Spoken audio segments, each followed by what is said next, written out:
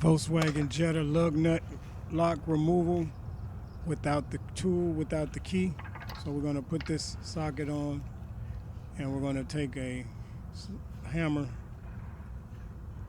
This one is about a 5-pound hammer, and we're going to hammer this on as tight as we can. What we're trying to do is break the seal of the this ring that's around the lug nut, so that we can actually get to the actual lug nut, because this is like a safety feature. It will just continue to spin and spin. So we're trying to use a smaller socket to hit over it to make it lock onto there, so we can spin this and get the sleeve off from the outside of the lug nut.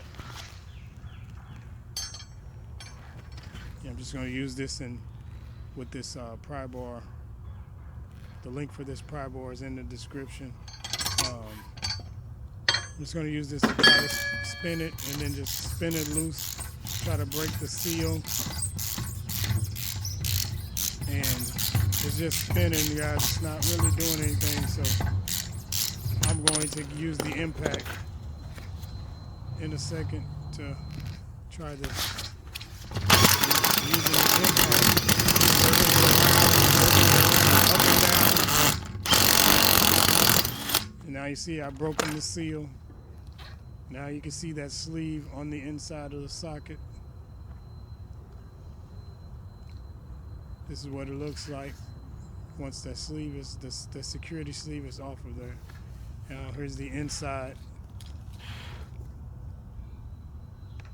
This is what it looks like without that sleeve on there.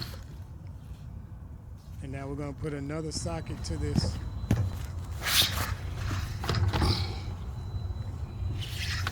I've already hammered this on. And now we're going to use the impact to spin the actual lug nut off and get that freed up. Make sure that the socket is smaller than the actual lug nut size, so that it locks on, if you can see that. And we've managed to get it off, guys. There it is.